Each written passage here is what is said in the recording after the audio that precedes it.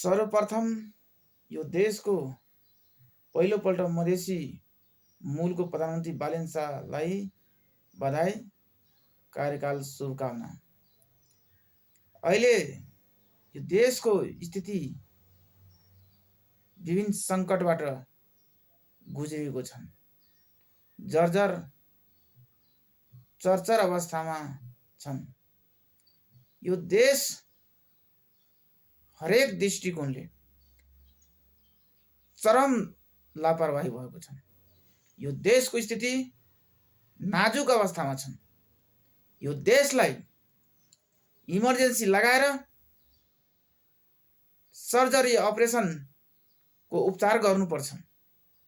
यो देशको स्थिति हायल कायल बनाएको छन् विगत 30-35 वर्षदेखि। यो देशको स्थिति यदि शिक्षा, स्वास्थ्य, रोजगारी चरम लापरवाही छन्। यो देशको ग्रामीण एरियामा, ग्रामीण भेगमा जनता तमाइम अवस्थामा छन्।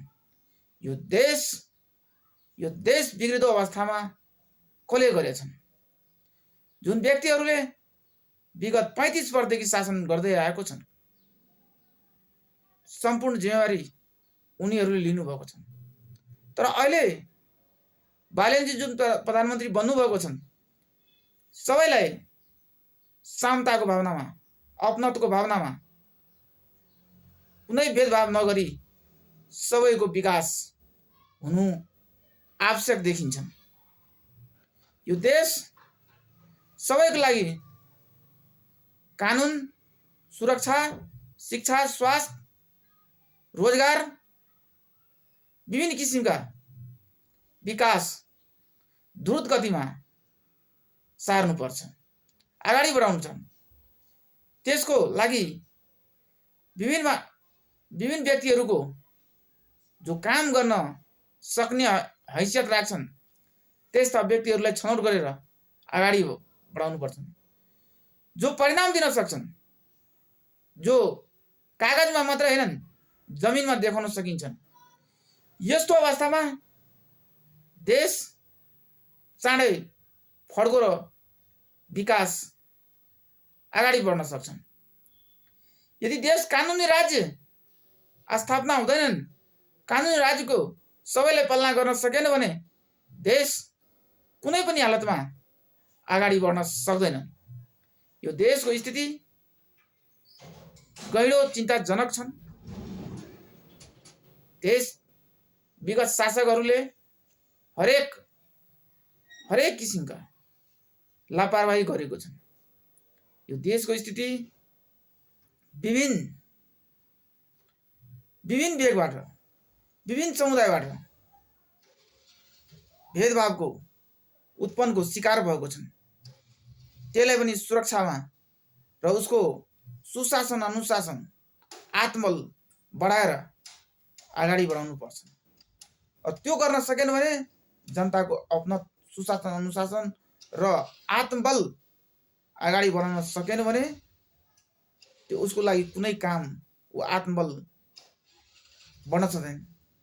त्यसकारण मैले के भन्न चाहन्छु भने देशको स्थिति सबैको लागि रोजगार, सबैलाई शिक्षा, स्वास्थ्य एउटा कागजमा मात्र सीमित हैनन्, जमिनमा देख्ने गरी हरेक घरमा पुग्ने गरी त्यो लागू गर्नुपर्छ। त्यस्ता योजना ल्याउनु पर्छन् र सुरु गरिहाल्नु पर्छन्। त्यो भन्ने काम चाहिँ बन्द गर्नुपर्छ। त्यसको लागि मैले मधेसी मूलको प्रधानमन्त्री भएको त्यो एक हिसाबले सही हो र काम गरेर देखाउनु पर्छ। जब मधेसी मूलको मान्छेहरूले नेतृत्व गरेका छन् तब सफल भएको छन्। यो देखाएर देखाउनु पर्छन् र त आवेगमा हैनन् कसैलाई कारबाही र कसैलाई सजाय र कसैलाई सरप्राइज गर्नु हुँदैन। सबै भेगका कुनाको मान्छेहरूको अपनत्वमा लिएर विभिन्न किसिमका शोषक शासित अवस्थामा छन्, त्यसलाई उद्धार गर्नुपर्छ। यति पहिलोपल्ट यति काम गरेर तुरन्त इमर्जेन्सी लगाएर गर्नुपर्छ, तब मात्रै सम्भव हुन सक्छ, तब तपाईँ सही सफल हुन सक्छन्। जब गरिब मुनिका देश हुन्, गरिब मुनिका जनता छन्, देश सफल हुन सक्दैन भने देश कहिले पनि सफल हुन सक्दैन। त्यसै कारणले हामीले सकभर जमिन स्तरमा हामीले र अर्को हाम्रो समाजलाई कसरी सुधार्ने, समाजमा सहरदेखि समाजसम्म, ग्रामीण भेगसम्म गजेडी भङ्गेडी र गलत क्रियाकलापमा लागेको जो कोही छन्, कडाभन्दा कडा दण्ड सजाय कारबाही गरेर नियन्त्रणमा लिएर र समृद्ध समाज, समृद्ध देश, समृद्ध मधेस निर्माण गर्नुपर्छ।